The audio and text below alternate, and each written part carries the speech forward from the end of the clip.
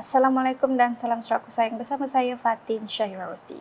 Tumpuan berita, Premier Sarawak Datuk Parti Tan Sri Dr. Abang Abdul Rahman Zohari Tun Datuk Abang Upeng mengetuai bacaan khatam Al-Quran secara berkumpulan sebagai tetamu kehormat dalam khatam Al-Quran dan Iftah perdana bersama Premier Sarawak di Dewan Kompleks Islam Sarawak pada malam Rabu. Kesemua tetamu yang hadir berpeluang mendengar alunan ayat suci Al-Quran yang dibacakan oleh Premier Sarawak. Turut memperdengarkan bacaan ayat suci itu Menteri Pelancongan Industri Kreatif dan Seni Persembahan Datuk Seri Abdul Karim Rahman Hamzah, Setiausaha Kerajaan Sarawak Datuk Ahmad Muhammad Abu Bakar Mazuki, Timbalan Menteri Utiliti dan Telekomunikasi Datuk Abdul Rahman Junaidi, Timbalan Menteri Belia Sukan dan Pembangunan Usahawan Dr. Ripin Lamat, Yang di-Pertua Majlis Islam Sarawak MIS Datuk Misnu Taha serta beberapa jemputan yang lain. Majlis diserikan dengan bacaan tahtim pada penghujung bacaan khatam berkenaan disusuli dengan majlis iftah perdana. Turut diadakan sesi penyampaian sumbangan geran berjumlah RM902,400 kepada urus setia saudara kita USK di bawah seliaan MIS disusuli penyerahan sumbangan duit raya kepada 100 orang anak-anak saudara kita.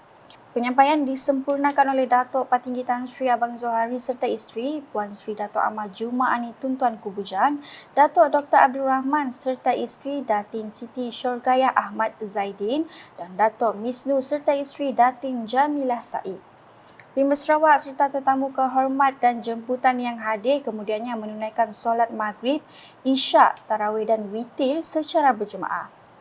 Paparan selanjutnya, senyuman terukir pada wajah 35 pesakit di Institut Jantung Negara IJN setelah menerima sumbangan daripada isteri yang di-Pertua Negeri Sarawak, Toh Puan Datuk Patinggi Ragat Kuditaib. Toh Puan Ragat yang juga pengasas Ragat Foundation telah menyampaikan sumbangan berkenaan kepada 25 kanak-kanak dan 10 orang dewasa yang kesemuanya merupakan pesakit jantung. Toh Puan Ragat melakukan sumbangan tersebut di bawah inisiatif #KamiPrihatinRagat Foundation bersempena dengan sambutan Hari Raya Aidilfitri yang menjelang tiba. Dalam pada itu, Timbalan Ketua Pegawai Eksekutif IJN Datuk Akmal Arif Dr. Fauzi serta beberapa pegawai lain telah hadir menerima kunjungan delegasi Toh Puan Ragat ke IJN di Kuala Lumpur pada Khamis. Selanjutnya, Kerajaan Sarawak menerusi Kementerian Kesihatan Awam Perumahan dan Kerajaan Tempatan Sarawak MPHLG terus menyokong usaha baru dalam meningkatkan perkhidmatan perbandaran kepada rakyat ke tahap yang lebih tinggi.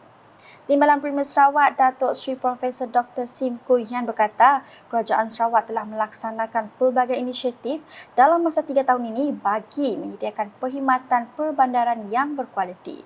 Beliau yang juga Menteri Kesihatan Awam Perumahan dan Kerajaan Tempatan Sarawak memberitahu kerajaan negeri sedaya upaya menyokong bagi melihat hasil baharu meskipun tidak dinafikan ia bukan perkara yang mudah.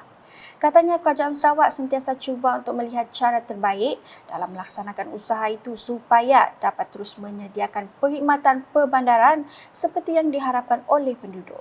Beliau berkata demikian ketika berucap dalam majlis iftar media bersama Senator Dato' Ahmad Ibrahim di sini pada Khamis.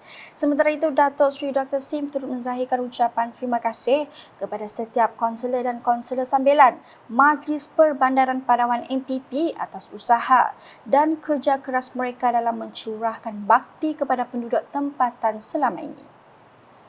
Beralih dengan laporan berikut, Sarawak memerlukan sebanyak 60 lagi balai bomba dan penyelamat BBP untuk perlindungan kebakaran secara menyeluruh kepada masyarakat di negeri ini. Pengarah Jabatan Bomba dan Penyelamat Malaysia JBPM Sarawak, Datuk Khairuddin Rahman berkata, bilangan tersebut diperolehi berdasarkan kajian risiko yang dilakukan di negeri ini. Kalau ikut berdasarkan kajian risiko yang kita Sarawak kita perlu 60 balai. Sekarang kita 39.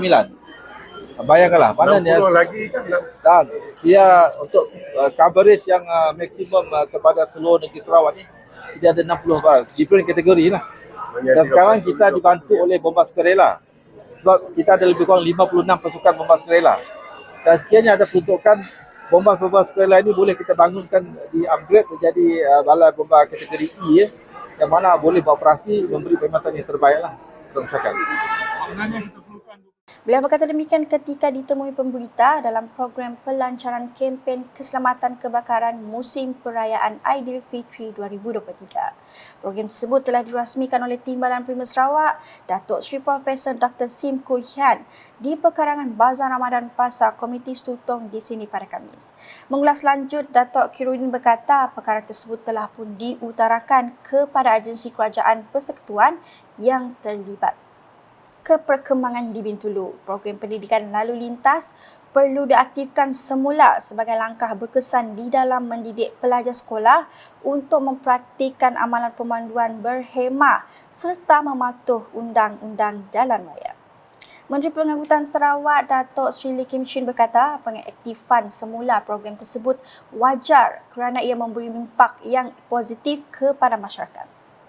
Mengikut tinjauan yang kita buat dan juga daripada survey yang kita buat daripada berbagai golongan termasuk ibu bapa dan juga termasuk pegawai-pegawai kita yang sedang berkhidmat dalam berbagai jabatan kerajaan, agensi kerajaan dan juga mereka yang pernah mengambil bahagian dalam pertandingan lalu lintas dalam raya. Mereka berkata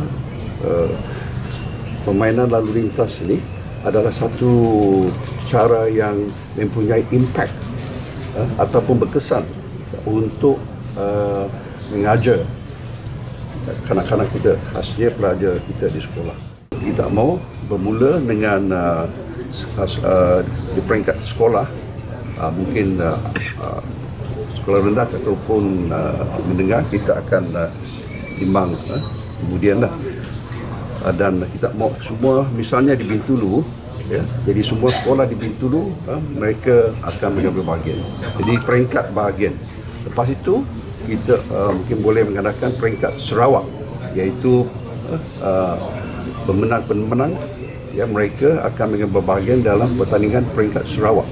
Ya, dengan cara itu melalui pertandingan juga, jadi mereka akan lebih serius dan berminat ya, untuk belajar peraturan lalu lintas dan juga mematuhi segala peraturan keselamatan jalan raya. Jelasnya dalam sidang media sempena lawatan kerja ke tapak Taman Trafik Bintulu pada Selasa. Justru katanya penganjuran semula program lalu lintas ini amat bertepatan selaras dengan pembangunan pesat Sarawak khususnya dalam jaringan jalan raya dan aliran trafik semasa yang semakin berkembang.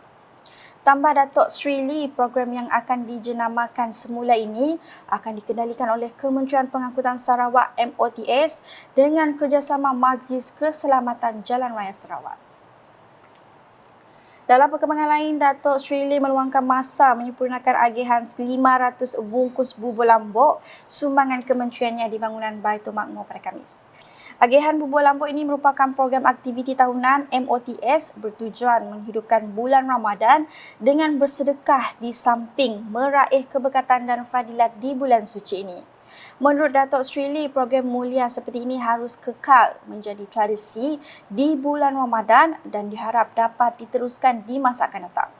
Hadir sama Timbalan Menteri Pengangkutan Sarawak Udara dan Darat Datuk Dr. Jerib Susil dan Setiausaha Tetap Kementerian Pengangkutan Sarawak Datuk Insana Elis Jawan Empali. Manakala di Belawai dengan seramai 596 asnaf, warga emas orang kelainan upaya OKU, Balu dan Ibu Tunggal di kawasan itu menerima sumbangan berjumlah keseluruhan RM120,000 dalam program Jelajah Ramadan Adun Kuala Rajang. Sumbangan sempena bulan Ramadan dan Hari Raya Aidilfitri yang bakal tiba telah disampaikan oleh Timbalan Menteri Perancangan Bandar, Pentadbiran Tanah dan Alam Sekitar Sarawak merangkap Ahli Dewan Undangan Negeri Adun Kuala Rajang Datuk Len Talif Saleh di Masjid Darul Arkam Belawai pada Rabu.